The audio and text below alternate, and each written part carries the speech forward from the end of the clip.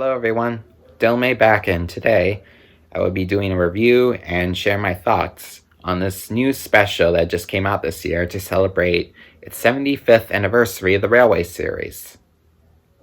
I'll also share some in defense on this film, just to hopefully help most of the people's minds get fresh, and hopefully they would realize and understand in the end, just so we're a little helped, but for most parts that they might not forget about and not realize. But anyway, the special that I will be talking about today is Thomas and the Royal Engine.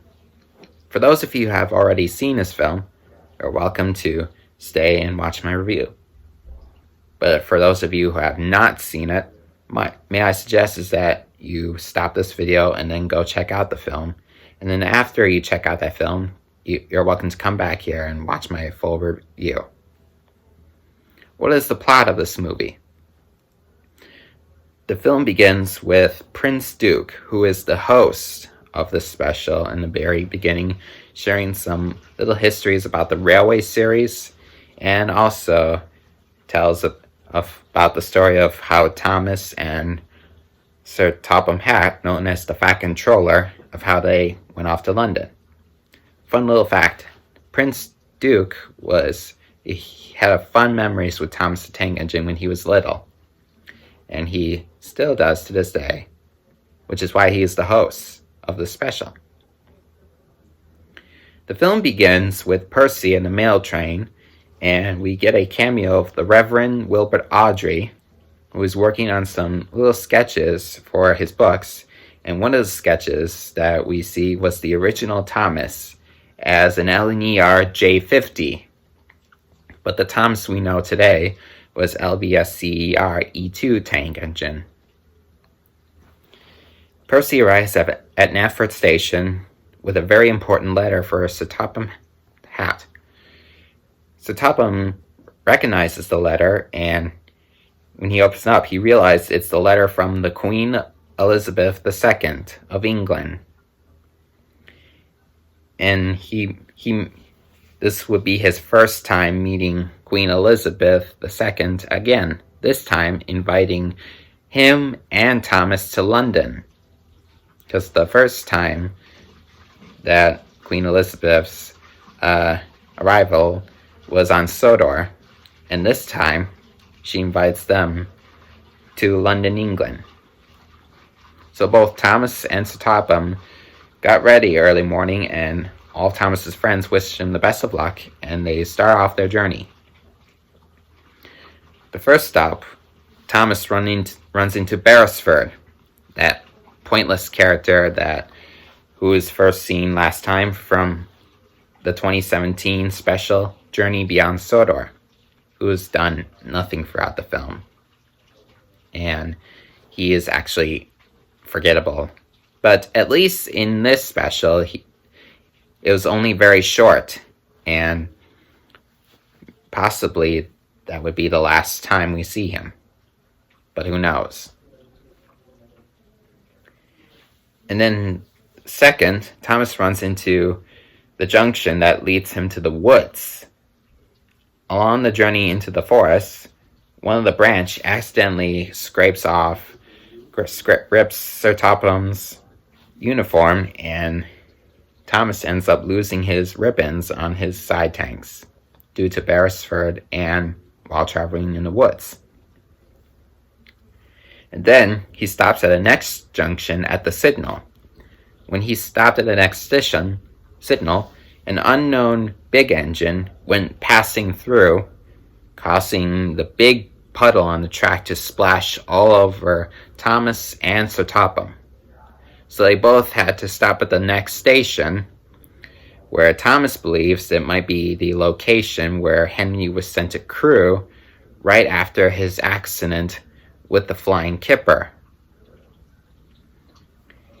And then, while Thomas was at the station and Sir Topham was off the coach, this familiar engine that splashed mud all over Thomas earlier scolds him for stealing her coach, but then the station master informs her that the coach belonged to Thomas. So she was apologetic and she was off. And then while Thomas was at the washtown, he runs into the same engine again. And this time, she apologizes again and did not realize that she accidentally bumps into him, as she told Thomas that she was in a great big hurry with a very important special she had to take to London. The engine's name is Duchess, that she formally introduced herself to Thomas. And Thomas kindly offers Duchess to go first. When Thomas gets back to the station because she was unable to get washed due to the water being out, Flying Scotsman passed by that frightened a woman, which caused the luggage to get knocked over, and Sir Topham accidentally lets his hat get crushed by a luggage. Realizing and worried about the time, the Fat Controller, Sir Topham Hatt, the Fat Controller, urges Thomas to leave the station immediately, which accidentally causes the fireman to be left behind. Along the way, Thomas could not go any faster, and the driver would have to shovel and drive at the same time. Thomas explained to the Fat Controller that he couldn't go any faster because he had to leave his fireman behind accidentally. And so Topham, realizing that there's no other way to go for, he decides that he should be the fireman. And so he was able to get Thomas full speed. Then Thomas noticed Duchess broke down due to her safety valve, which she forgot to check over. Thomas offers to push Duchess all the way to London, which he did. When they arrived at London, both Thomas and Topham Hatt realized that the train that Thomas rescued happens to be the royal train, and both Queen Elizabeth II and her son Prince Charles stepped out, and Duchess explained to them that Thomas rescued her and helped her all the way to London. The prince shares his enthusiasm and Thomas's adventures in the railway series that he read. And in the end, both Queen Elizabeth and Prince Charles awarded Thomas and the Fat Controller in the end of the story. And that is the complete story of the film. My thoughts. I think the special is excellent. I like the idea of how Thomas goes to London because, as we all know, that Sodor was part of the United Kingdom, which was in between the United Kingdom and the Isle of Man.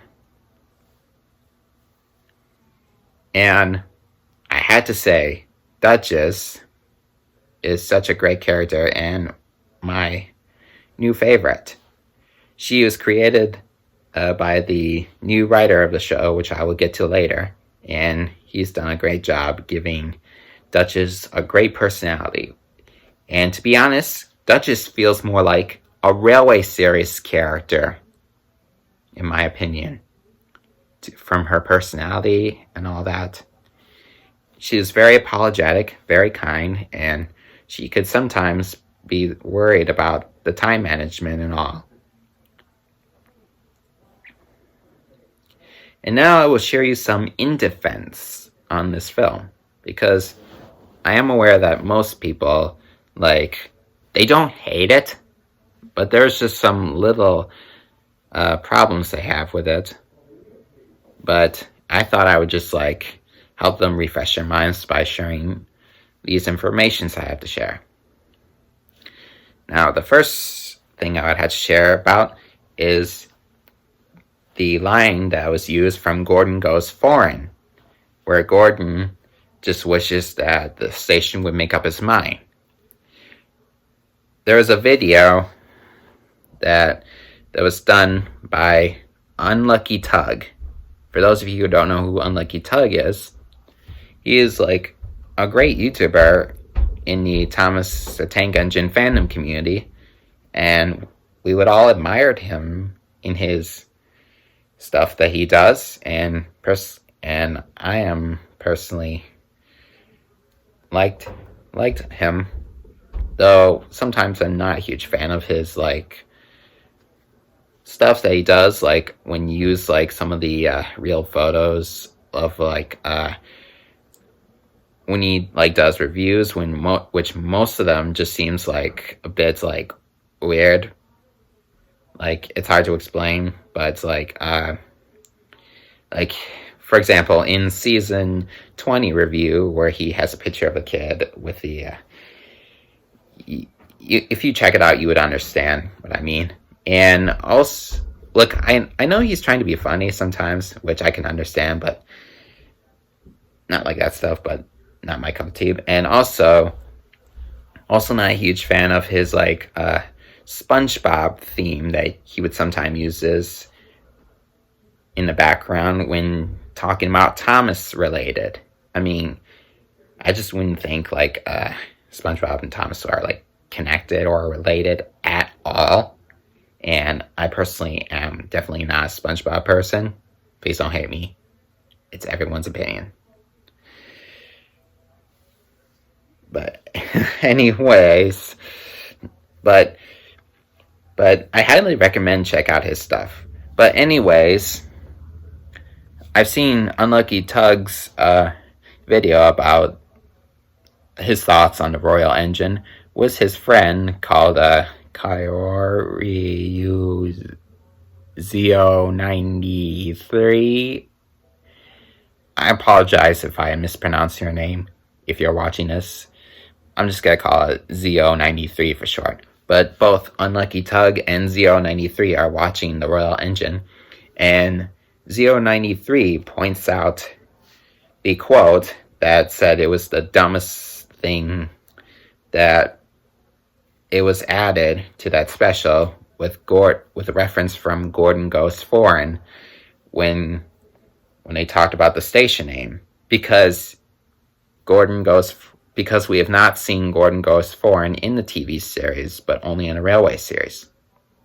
Now, I can agree on his thoughts about that.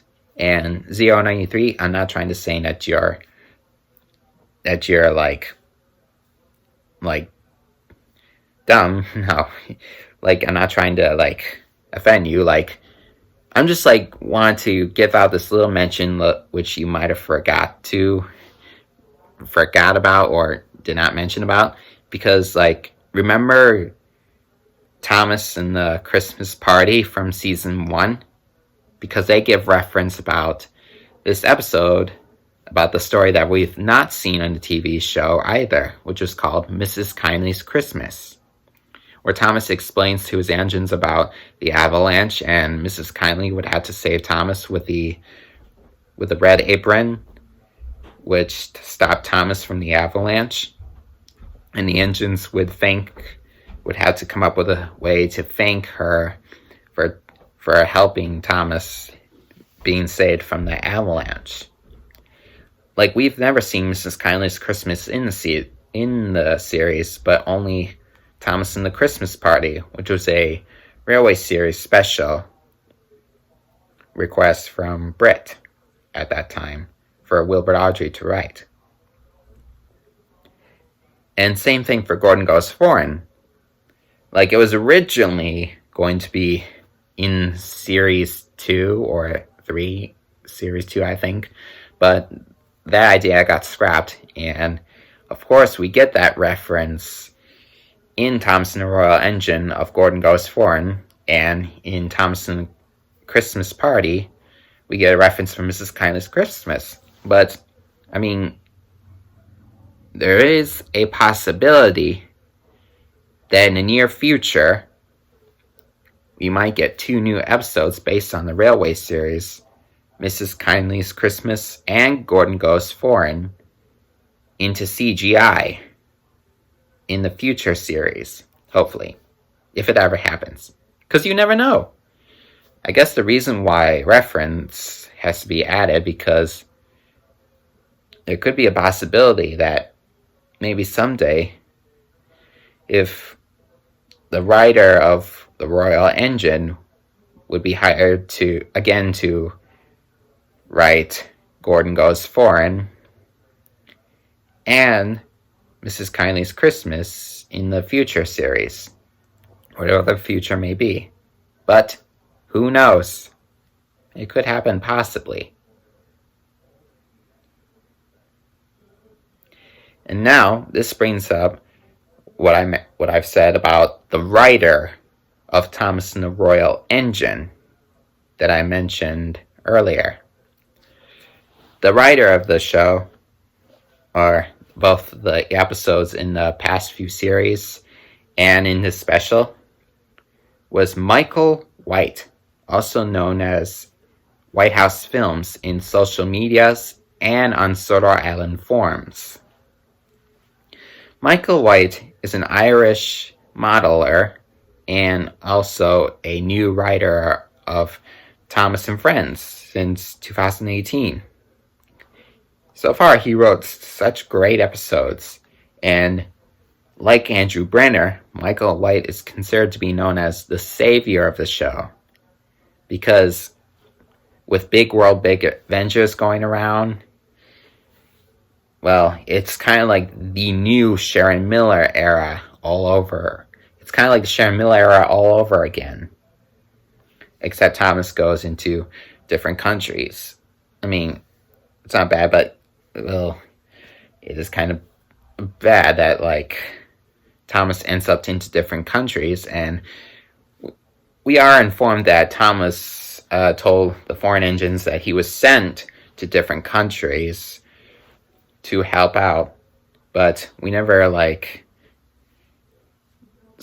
we just never see how the fact controller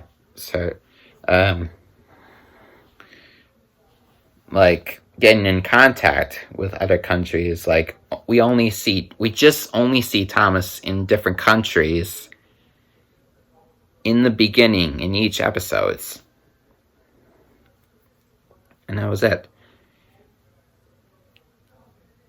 But anyways, Michael White writes some marvelous, great episodes by far.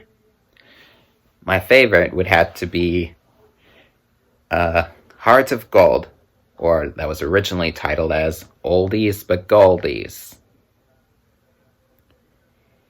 That episode would have to be one of my favorites, written by Michael White, because Toby is a star, and it made Toby brave and bold, just similar way from Sodor's Legend of the Lost Treasure. And right now, my favorite special would have to be this one that I'm talking about right now, The Royal Engine.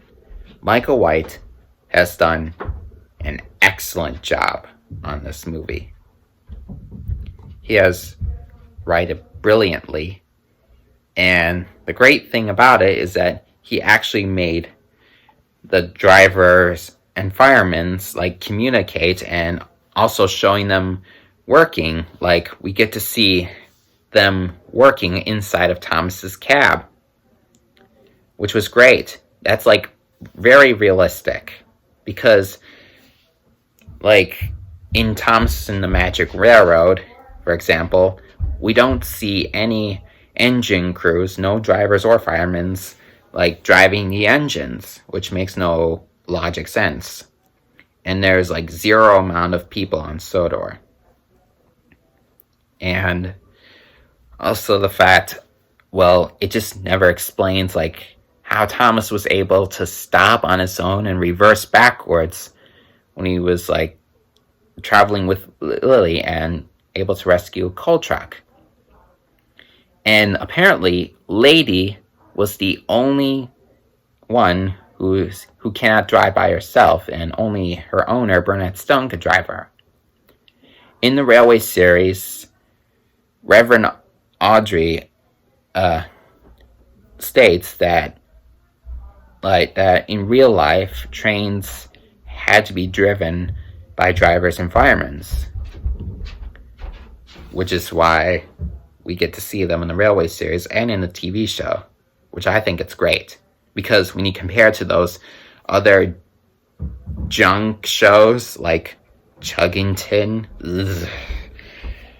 you just see them jump around off the tracks and they have no drivers or firemen at all. They're apparently moved by themselves. In Thomas' universe, of course we do get to see the engines. I wouldn't call them bouncing in Thomas and Friends, because bouncing would basically mean jumping off the tracks and move around, kind of like Casey Jr. and Chuggington. But in Thomas, I would just call them as exaggerated movements, which makes more sense. So they don't jump off the track. They just move, and it still takes time to get used to it. I'm trying to get used to it, and I'm actually used to when they do not have exaggerated moves at all. And here's this part that I would like to share with you all, which I've seen that some of you would point out. The fact when Thomas sees Duchess broke down, Thomas puts on the brakes automatically, and we see the driver and Sir Topham getting bumped and fell inside the cab, which was kind of funny. I should point out that in the Railway series,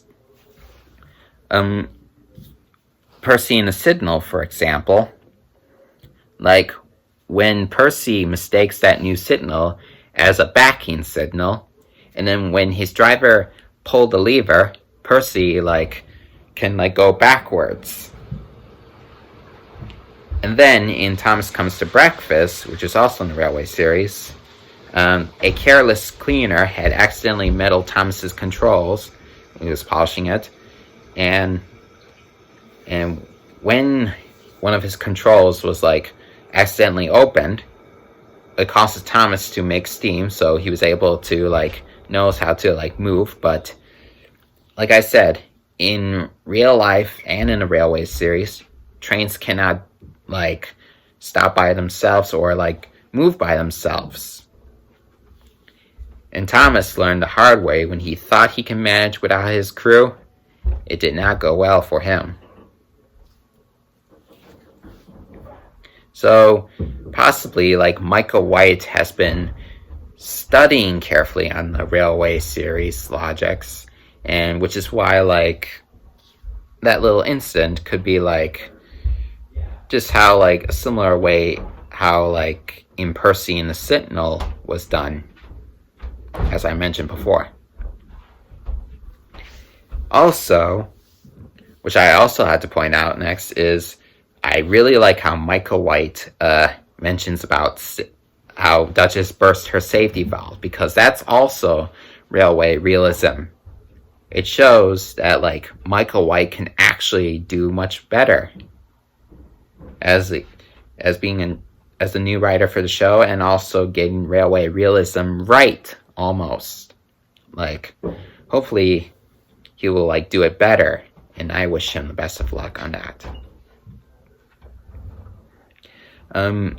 Because you all may know Sam Wilkinson and how he too is doing his best trying to get Railway realism right.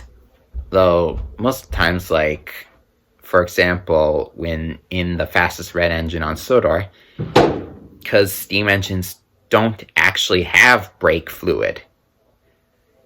As maybe, my guess is maybe Sam Wilkinson must have had a day off during that time, but who knows?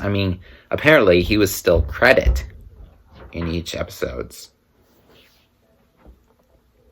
But Michael White certainly did a brilliant job making the drivers and firemen being shown a lot, and also see them working in the cabs, which is realism. I give Michael White a higher extra credit for that. Good job, Michael. And let me see. There's something else I want to talk about. I mentioned... Oh, yes. I'd also like to point out, too, that reminds me, too. Forgot to mention, for those of you that may not know, as I already told you, that Michael White is like a modeler and who was like in the Thomas Tank Engine community. He's actually also making a live action model animated movie that he will be releasing and doing a work on soon. And it's based on a Railway Series book released in 1961, and that is called Branch Line Engines. I highly recommend checking out the updates about his movie. I'll put on a link description below on about his Facebook page about his movie, Branch Line Engines. I highly recommend you check out, while you also subscribe to his YouTube channel. But I just also want to point this out to you all. First, Michael White, as he was the news writer for the show, he's popular in the fandom, but as he was hired in the show, he was so much popular that I think some of the fans were requesting him at the time, and that's when Michael White made a message video about not to ask him any more Thomas questions, which I would highly agree with him on, because thing is, he is not a tool, people. He is a person, and I want you to treat him that way, while you also have to treat him as a good friend too. You just can't use him as a tool where you just make him request stuff. I mean, he's not a genie. No, sir. You just let Michael do his way, and he would understand of all your guys' hopes and wishes, but you just can't request him anything. Please, I highly recommend that you don't suggest him or request him or ask him questions or anything like that. Just trying to look out for you all.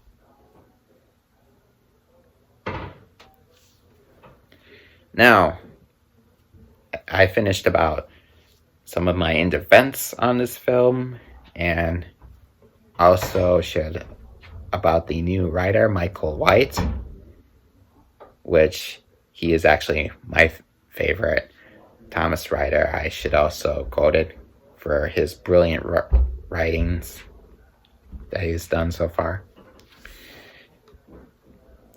The events that both Thomas and Sotopham Hatt went through just makes the event almost sort of like Walt Disney's 1950s short, The Brave Engineer.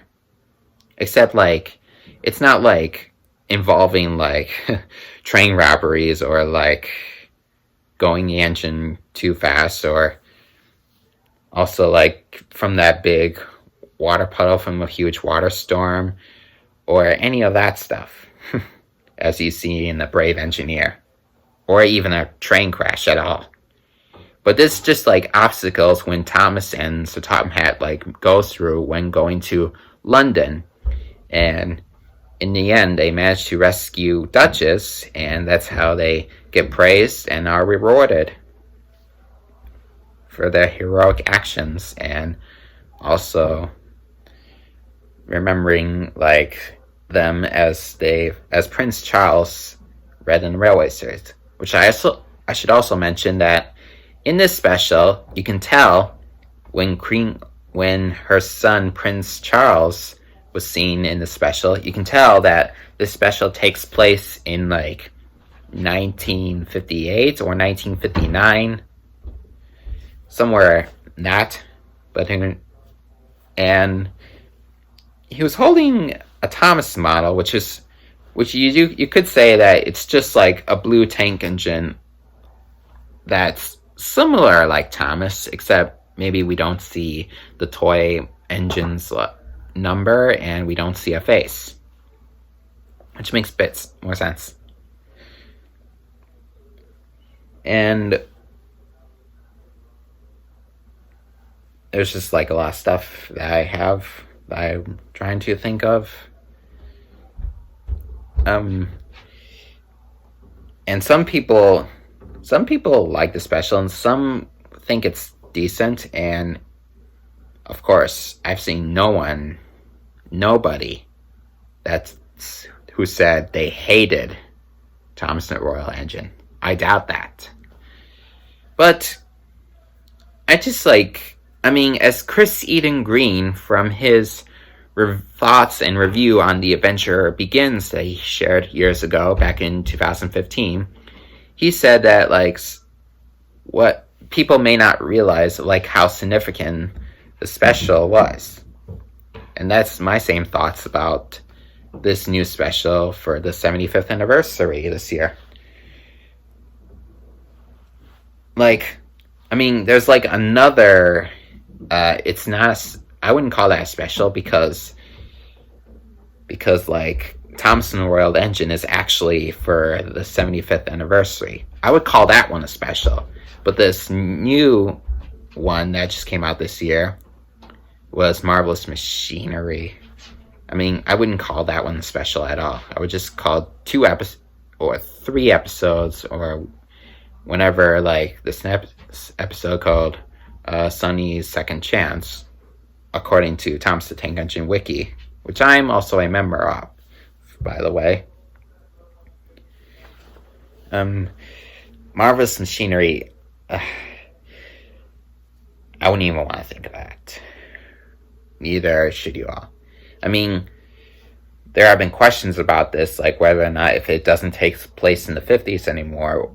And I would have to say for Marvelous Machinery, it would take place in the early 60s. Why? Because in the 60s, that's when people started to come up with technology ideas for hover cars and Walt Disney's original idea for when creating Disney World in Florida back in 1966. He come up with a future experimental city, which is called Experimental Prototype Community or City of Tomorrow, EPCOT for short. Walt Disney himself even come up with future technologies for careers and all, and same for others. So my guess that in Marvelous Machinery it takes place in somewhere in the 60s, except in reality we don't actually get hover cars or giant robots in the 60s at all. So that's why I feel Marvelous Machinery is kind of unrealistic. I don't think I would I'm not actually gonna go back to it ever again, to be honest with you. It's bit cartoony.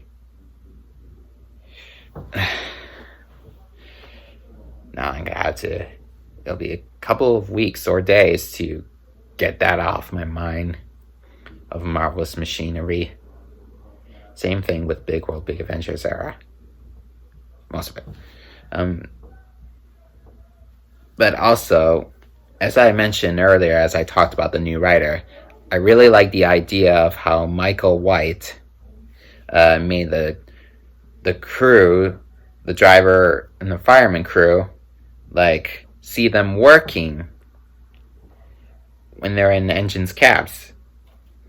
It makes it realistic. We do see them, but we don't see them working inside the cabs. We get to see Tom, his driver, working in his cab when the fireman was left behind, and we also get to see the Fat Controller working with Thomas's driver while also communicating with him when shoveling coal, when the Fat Controller decides to be a fireman.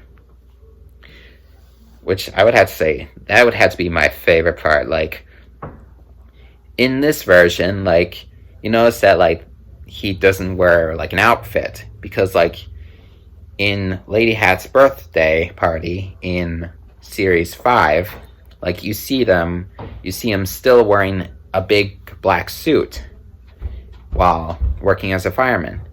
In this version, it's nice to see him with, like, just his yellow jacket and making himself look like a proper good fireman. It's like a Top Gear feel-ish moment. Top Gear-ish feel moment. When we see him, let's get going. We have no time to lose. That, like, little feel, which I think it's awesome. And I also like when Michael White, like, added some Railway Series reference in it too. And thankfully, as I said before, Beresford is only we only had a very short scene of Beresford, and that was it, thankfully. I mean, he's still kind of a bit pointless, but I don't think he's ever going to be, like, as popular in the end.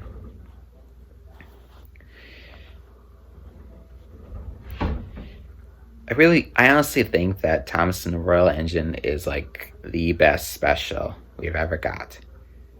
Like, the most popular specials we have, like, such as The Adventure Begins and Sorcerer's Legend of the Lost Treasure, Thomas and the Royal Engine is definitely on the third list of best anniversary specials we've ever have. I mean, I think you should all be really thankful that this special, like, was done by one of a fandom members of the Thomas the Tank Engine community, White House Films, known as Michael White in real life. And compared to other specials, like, we've got, like, Big World, Big Adventures, the movie, like, it's, like, not as great. And Misty Island Rescue, that was made for 65th anniversary back in 2010, that was a big failure by the fandom. Like, the worst specials we got: Misty Island Rescue, Day of the Diesels, Calling All Engines, Big World, Big Adventures, and Marvelous Machinery. Which, again, I would definitely not call Marvelous Machineries a second special. Because the real special and the real main focus for its 75th anniversary is definitely the Royal Engine, not Marvelous Machinery. Please don't ever watch that one or even introduce that to kids, because that's, like, unrealistic. Show them the Royal Engine. As I get older, and if I have children in the future, I would definitely show the Royal Engine to my kids, because I think this one is the best of it. Along with Sorcerer's Legend of the Lost Treasure, The Adventure Begins, and Series 1 and 2, which is my personal favorite. To end this off, I just want to say, Michael White, thank you for all your great work you've done on the show. I really enjoyed the Royal Engine. You've made the 75th anniversary great. As for my rating, I would definitely give this movie a total of 5 stars. Thank you for watching. And to end this off, I would just say one last time. I will just say, happy 15th anniversary to the Railway Series.